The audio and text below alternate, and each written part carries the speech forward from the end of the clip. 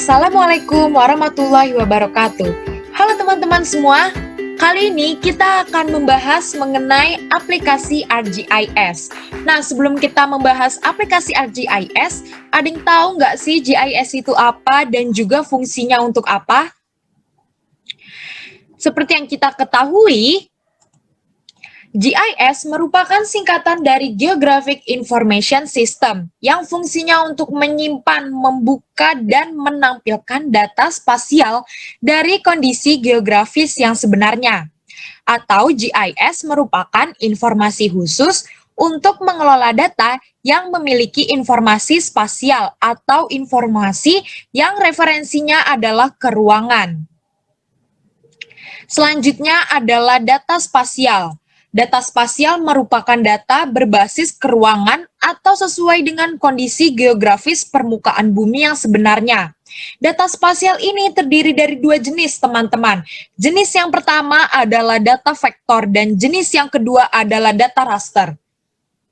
Data vektor akan menampilkan berupa poligon, poin, dan juga polyline. Dan tampilannya sama seperti dengan aplikasi CorelDRAW. Lalu data vektor ini ketika kita zoom in tidak akan pecah. Nah, biasanya digunakan untuk menggambarkan jaringan jalan dan juga letak koordinat. Selanjutnya adalah data raster. Data raster ini jika kita analogikan sama seperti ketika kita mengamati sebuah foto, karena ukurannya didasarkan kepada pixel dan cara menghitungnya hanya mengalihkan pixel horizontal dikalikan dengan pixel vertikal atau dalam peta mengalihkan garis lintang dikalikan dengan garis bujur. Lalu data raster ini memiliki skala maksimum untuk kita zoom in.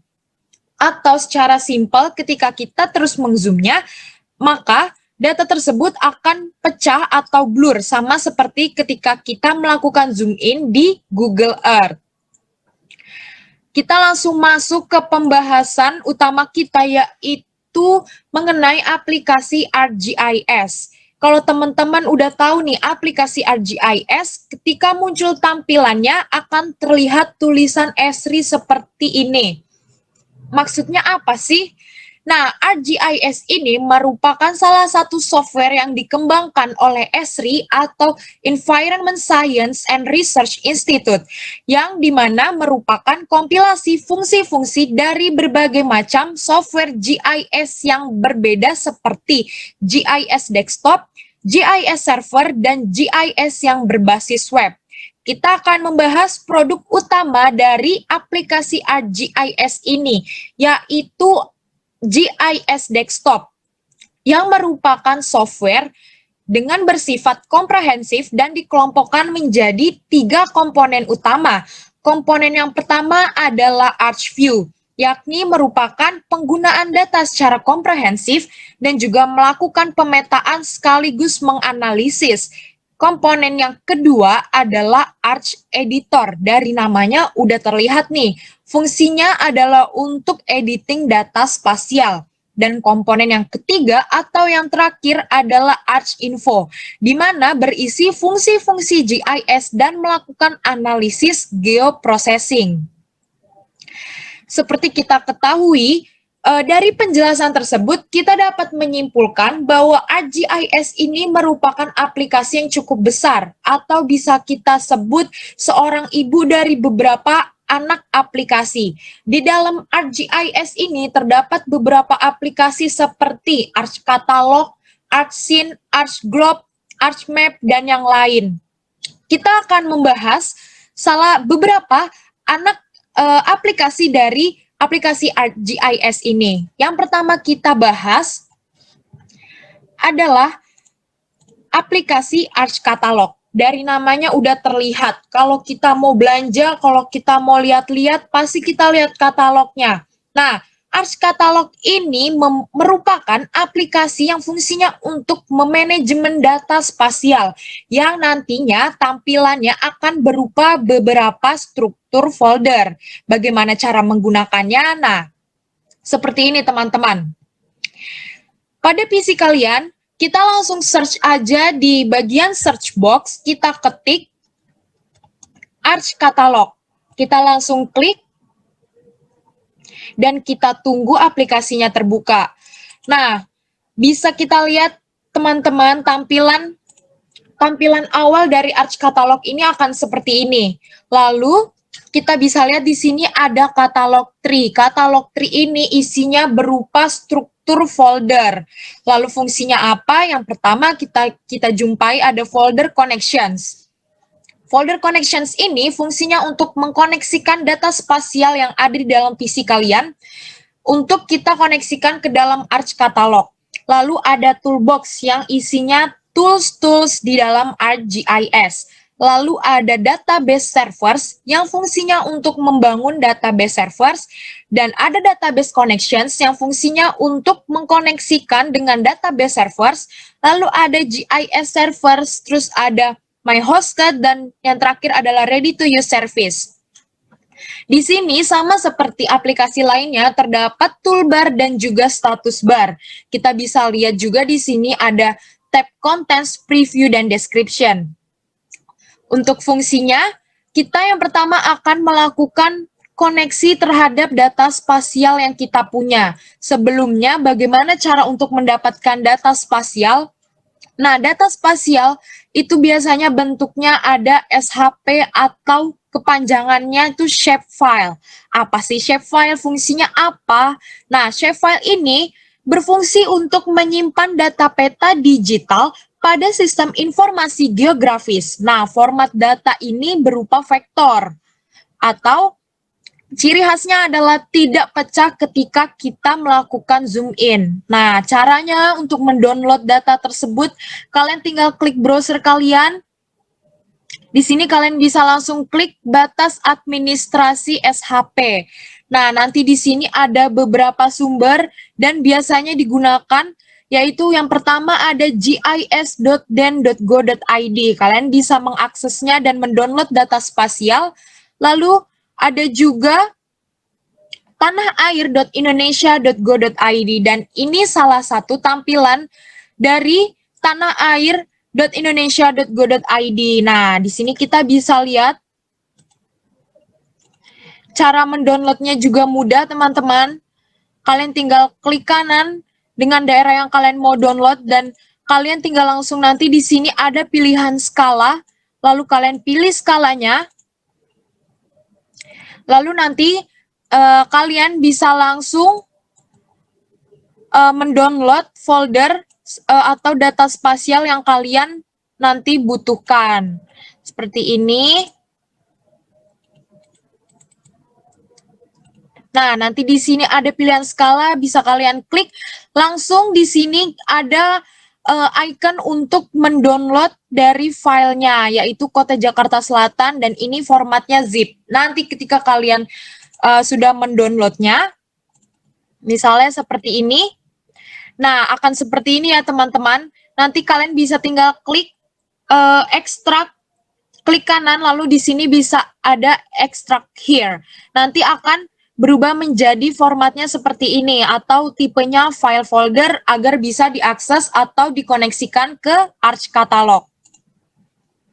Nah, ada beberapa cara untuk mengkoneksikan folder atau data spasial yang kalian punya ke dalam Arch Catalog ini agar nantinya bisa diakses di beberapa aplikasi ArcGIS lainnya. Contohnya nanti kita akan mempraktekannya di ArchMap. Cara yang pertama untuk mengkoneksikan data, yang pertama adalah yang paling mudah, yaitu kalian di sini menemukan shortcut dari connect to folder. Kalian langsung klik aja nih, teman-teman. Lalu kalian bisa langsung cari di sini. Kalian nyimpen data spasialnya di mana? Nah, misalnya Jakarta Selatan. Kita langsung klik OK. Nanti di sini muncul data-data atau anak-anak data dari folder batas administrasi Kota Jakarta Selatan yang tadi kita pilih. Nah, di sini folder connections, di samping ikonnya ini terdapat tanda tambah. Nah, ketika kita klik akan berubah menjadi tanda minus, lalu di sini menampilkan data atau anak data dari folder yang telah kita koneksikan. Lalu cara yang kedua adalah kalian tinggal klik kanan di folder connections, kalian klik connect to folder, kalian cari data yang akan kalian koneksikan. Dan cara yang ketiga adalah kalian klik file, lalu kalian klik connect to folder, lalu kalian cari data spasial yang akan kalian gunakan. Nah, seperti itu teman-teman. Lalu, di sini kita akan membahas mengenai 3 tab yang ada di dalam Arch Catalog ini. Yang pertama, contents, fungsinya apa, preview, dan juga description. Nah, bisa kita lihat di sini ya teman-teman ada banyak file-filenya dan dengan bentuk shapefile. Bisa kita coba di sini, administrasi desa, kita klik, lalu kita lihat preview itu untuk apa? Dari kata-kata view. View itu kan berarti kita bisa melihat atau pemandangan. Nah, bisa kita lihat nih, view itu kan tampilan ya. Jadi kita akan mengetahui tampilan dari data administrasi desa yang kita pilih. Kita klik preview, di sini akan terlihat gambarnya atau petanya ya. Wilayah administrasinya tuh seperti apa. Lalu bisa kita lihat di sini. Nah, di sini itu ada pilihannya teman-teman. Kita klik dan ada 2 pilihan untuk menampilkan preview ini. Yang pertama geografi yang seperti ini. Lalu yang kedua adalah table, bentuknya seperti apa? Nah, bentuknya adalah tabel sama seperti dengan tampilan Microsoft Excel. Di sini berupa data-data, misal di sini ada shape atau bentuknya apa. Oh, ternyata data administrasi tadi bentuknya adalah poligon. Lalu di sini ada nama, namanya atau keterangannya adalah di sini ada Pasar Minggu contohnya dan juga Cilandak Barat dan yang lainnya. Bisa kita lihat teman-teman di sini. Dan tab yang ketiga adalah description. Description yaitu deskripsi atau keterangan. Di sini ada beberapa pilihan yang bisa kita edit atau kita isi. Nah, di sini sudah tersedia nih teman-teman deskripsinya. Wilayah kerja perangkat pemerintah pusat dalam melaksanakan urusan pemerintahan umum di daerah. Apabila teman-teman ingin mengeditnya atau merubah deskripsinya atau ingin menambahkan, gampang banget caranya. Tinggal kalian di sini klik pilihan edit, lalu di sini ada beberapa box yang bisa kalian isi sesuai dengan kebutuhan kalian. Di sini ada teks, di sini ada summary atau tujuan kalian apa, di sini ada deskripsinya mengenai data yang kalian gunakan. Lalu ketika kalian sudah mengedit atau menulis, kalian tinggal klik save untuk menyimpannya. Nah, seperti itu teman-teman. Nah, bisa kita lihat di sini. Nah, di sini ada beberapa logo atau ikonnya itu beda-beda. Misalnya di sini ada administrasi LN. Apa sih kok logonya gini? Kok administrasi logonya gini? Kok air terjun logonya ini? Nah, ini merupakan bentuk dari polyline, sedangkan ini merupakan bentuk dari poligon dan yang ini merupakan poin atau titik. Jadi nanti tampilannya berupa kumpulan titik. Lalu misalnya ini, nah ini berupa garis teman-teman karena bentuknya polyline. Nah, begitulah cara kerja untuk mengkoneksikan data ke dalam Arch Catalog yang nantinya akan memudahkan pekerjaan kita ketika kita ingin mengoperasikan salah satu atau beberapa anak-anak aplikasi dari ArcGIS. Contohnya adalah ArchMap. Baik, kita langsung ke pembahasan yang selanjutnya, yaitu anak aplikasi ArcGIS yang selanjutnya adalah ArchMap. ArchMap dari namanya map, wah ini pasti membahasnya mengenai peta. Ya benar banget teman-teman. ArchMap ini merupakan aplikasi utama yang fungsinya untuk input dan juga output data spasial. Sekaligus untuk menganalisis berbagai macam informasi spasial. Nanti ini akan bentuknya itu peta hasilnya. Susah nggak sih cara gunainnya? Atau ribet nggak sih? Nah, kita bisa lihat di sini tampilan dari aplikasi ArchMap ini. Nah, sama seperti ketika kita mengakses aplikasi Arch Catalog, kalian tinggal klik aja di sini di search box, lalu kalian ketik ArchMap. Nah, di ArchMap kita langsung klik. kita tunggu aplikasinya terbuka. Atau ada cara cepatnya nih teman-teman. Di dalam Arch Catalog ini terdapat shortcut Arch Map. Kalian tinggal klik dan nanti kalian tunggu aplikasinya terbuka. Nah, ini adalah tampilan awal dari Arch Map. Nah, bisa kita lihat di sini ada recent, di sini ada data yang sudah pernah kita gunakan atau histori pekerjaan atau proyek sebelumnya. Nah, kita klik My Templates untuk memulai pekerjaan baru. Nah, untuk informasi teman-teman, kotak ini dapat kita hilangkan apabila teman-teman merasa terganggu dengan tampilannya. Nah, di sini ada pilihan Don't show this dialog in the future.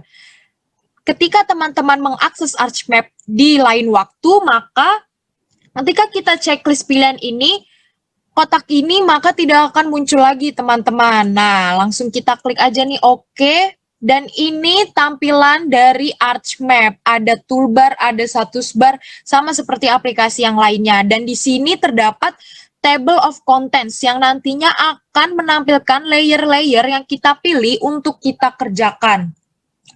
Lalu kesimpulan dari keterkaitan aplikasi Arch Catalog dengan ArcGIS ini adalah ketika kita telah mengkoneksikan data di Arch Catalog, maka secara otomatis kita dapat mengaksesnya di Arch Map. Caranya gimana? Kita lihat di pojok sebelah kanan, teman-teman, ada tulisan dan ada icon katalog. Bisa langsung kita klik. Di sini ada data yang sudah kita koneksikan di bagian folder connections. Di sini ada batas administrasi Kota Jakarta Selatan. Atau ada nggak sih cara lain gitu? Nah, di sini ada juga cara lainnya, teman-teman. Cara lainnya nggak jauh beda sama di Arch Catalog. Caranya gampang, di sini ada shortcut add data. Nah, lalu kita bisa lihat di sini kita mau pilih yang mana. Di sini bisa kita pilih data yang mau kita ambil yang mana. Di sini ada folder connections. Nah, kalau kita belum mengkoneksikan data kita, folder data yang tadi, maka kita tidak bisa mengaksesnya, teman-teman. Nah, seperti itu. Misalnya kita akan pilih ini ya, teman-teman. Administrasi AR25K SHP. Kita add di sini. Nah, bentuknya akan seperti ini. Lalu cara yang kedua, tinggal di klik kanan di bagian layers, kalian tinggal add data dan kalian pilih data mana, data spasial yang mana yang akan kalian tampilkan di layers Arch Map.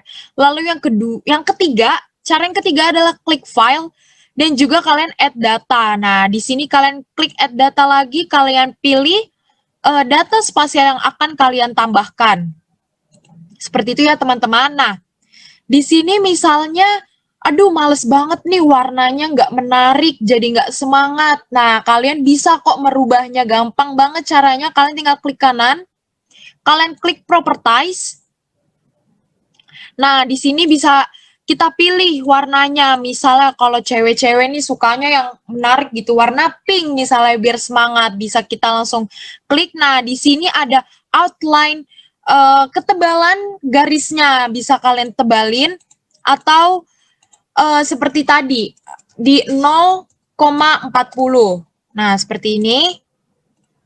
Nah, akan seperti ini teman-teman. Tampaknya, tampilannya akan seperti ini. Nah, kita bisa melihat secara zoom in atau zoom out dengan skala yang ditampilkan. Nah, kita juga bisa menambahkan lagi nih teman-teman. Misal kita bisa melihat di sini, misalnya ada,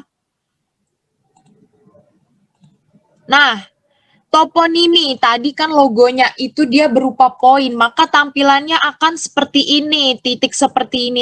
Lalu kita coba tambahkan lagi dengan format yang polygon.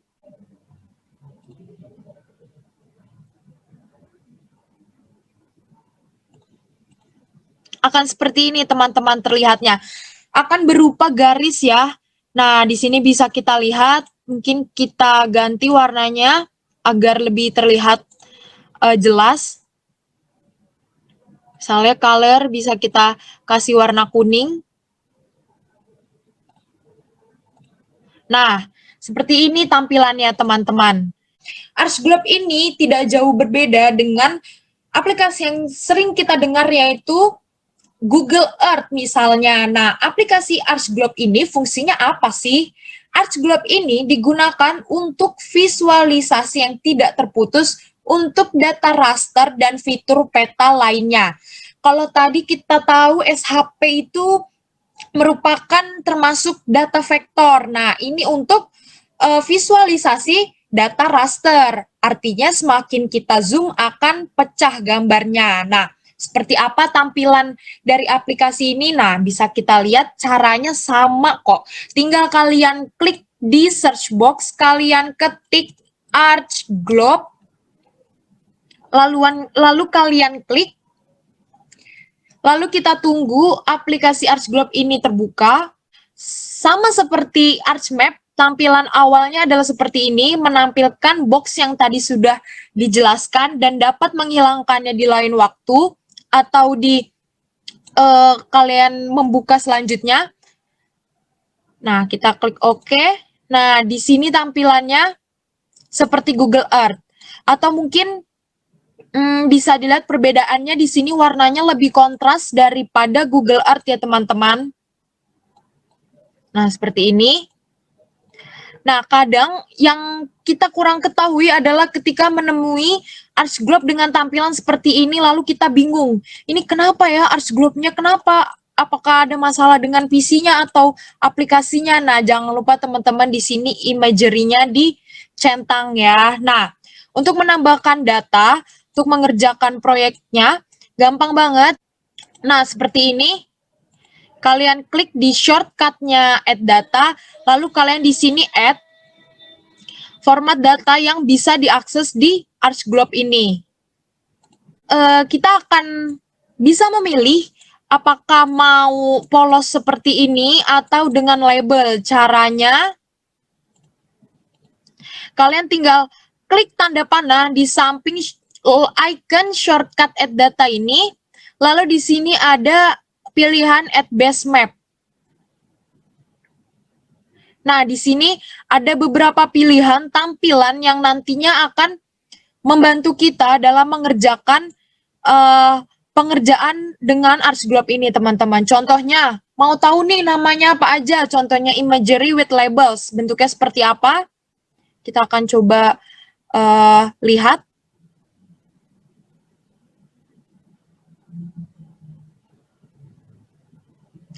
Nah, akan seperti ini ya, teman-teman. Ada namanya, oh ini benua Asia, oh ini ada India, ada Myanmar. Jadi kita tahu kita mau ke wilayah yang mana. Kalau misalnya kita bingung. Nah, seperti itu gambaran umum dari ArchGlobe. Dan berakhir pula pembahasan kita pada kesempatan kali ini.